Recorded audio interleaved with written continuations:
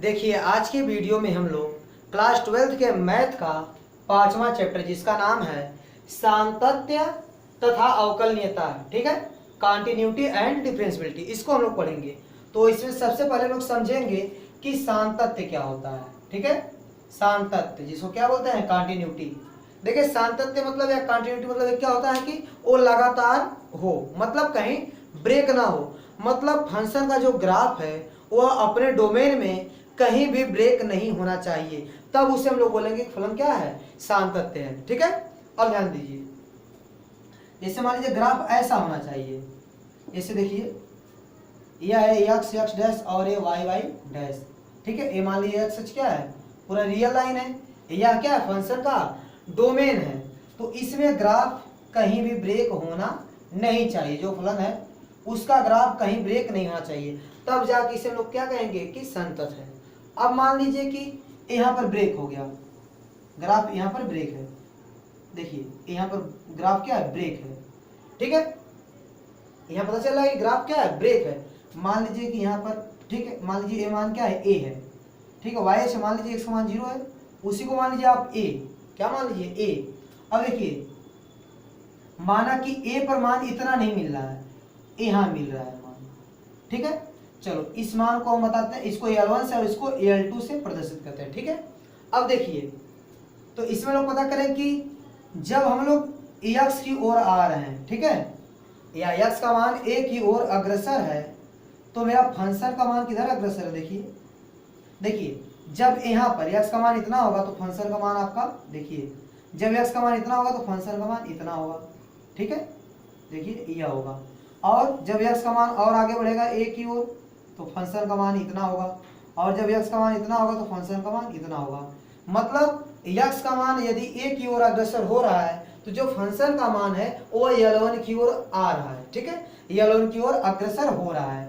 इसका मतलब limit x tending to a, अब देखिए a माइनस लगा देंगे तो इसका मतलब यह है कि a की ओर हम लोग आ रहे हैं, लेकिन किधर से आ रहे हैं, लेफ्ट से आ रहे हैं, ठीक है। मतलब a से कुछ कम मान ग्रहण करके इधर आ रहे हैं, ठीक है। मतलब a माइनस मतलब क्या, लेफ्ट से जब हम लोग a की ओर आ रहे हैं तो जो मेरा फंक्शन का मान है वह L1 की ओर जा रहा है, ठीक है।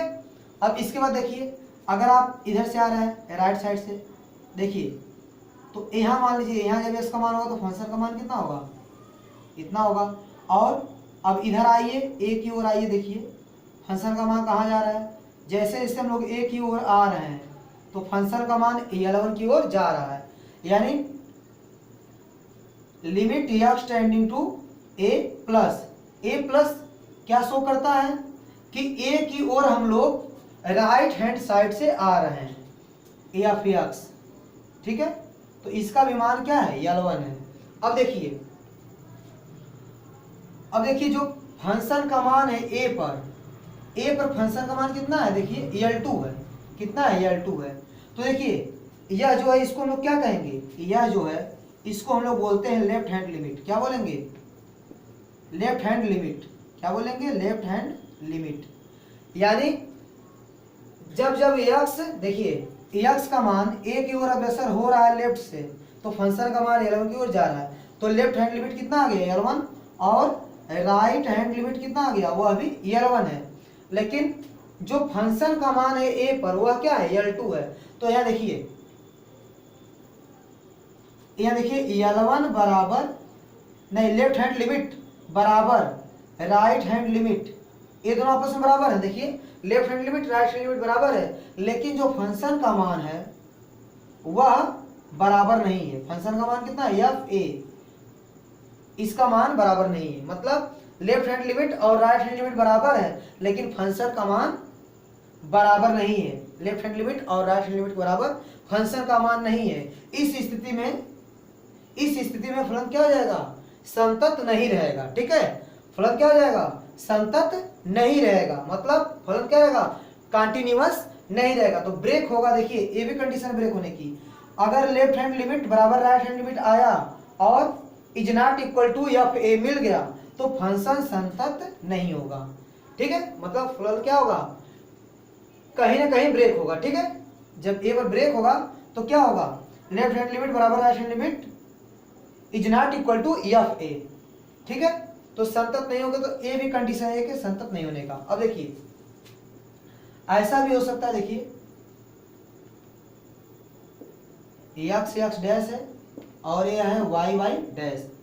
अब देखिए ठीक है, इसको मान लीजिए एक्स बराबर ए। अब देखिए ए फलन का ग्राफ है, देखिए ए यहाँ पर और यहाँ से बना दीजिए, ठीक है। ये y बराबर एफ एक्स का ग्राफ है, कोई फंक्शन इसका ग्राफ है। अब देखिए अगर यहाँ ध्यान दीजिए, अगर हम लोग a की ओर आएंगे तो लेफ्ट हैंड लिमिट क्या आएगा, देखिए फंक्शन का मान कहाँ जा रहा है, फंक्शन का मान यहाँ पर आ रहा है, मान लीजिए L1। और राइट से जब a की ओर आएंगे, ठीक है, तो जब राइट से a की ओर आएंगे देखिए तो मेरा फलन का जो मान है, फंक्शन का जो मान है वो कहीं और जा रहा है, यानी यहाँ पर लेफ्ट हैंड लिमिट और राइट हैंड लिमिट आपस में बराबर नहीं है, ठीक है। तो जहां यह वाली कंडीशन आ जाए, मतलब लेफ्ट हैंड लिमिट बराबर right hand limit is not equal to value of function, ठीक है। अगर ऐसा हो जाए कि left hand limit right hand limit बराबर है लेकिन x बराबर a पर फंक्शन का मान बराबर नहीं है, तब पर विफलन क्या होगा, संतत। और यदि लेफ्ट हैंड लिमिट और राइट नहीं है, अगर लेफ्ट हैंड लिमिट और राइट हैंड लिमिट बराबर नहीं है तब पर विफलन क्या होगा, कंटीन्यूअस नहीं होगा। अब कंटीन्यूअस कब होगा, देखिए यदि a पर फंक्शन का मान भी a ही हो जाए, देखिए a पर फंक्शन का मान भी a ही हो जाए। अब देखिए अब फलन क्या है, अब फलन कहीं ब्रेक नहीं है, यानी फलन क्या है, कंटीन्यूअस है, ठीक है। तो फलन क्या है, संतत है। तो संतत कब होगा, जब लेफ्ट हैंड लिमिट का जो मान है और जो राइट हैंड लिमिट का मान है और जो x बराबर a पर फंक्शन का मान है वो भी बराबर हो जाए। देखिए यदि यह तीनों बराबर हो जाएंगे, मतलब लेफ्ट हैंड लिमिट बराबर राइट हैंड लिमिट बराबर वैल्यू ऑफ फंक्शन, यदि ये तीनों बराबर हो गए तब जाके मेरा फलन क्या होगा, संतत होगा।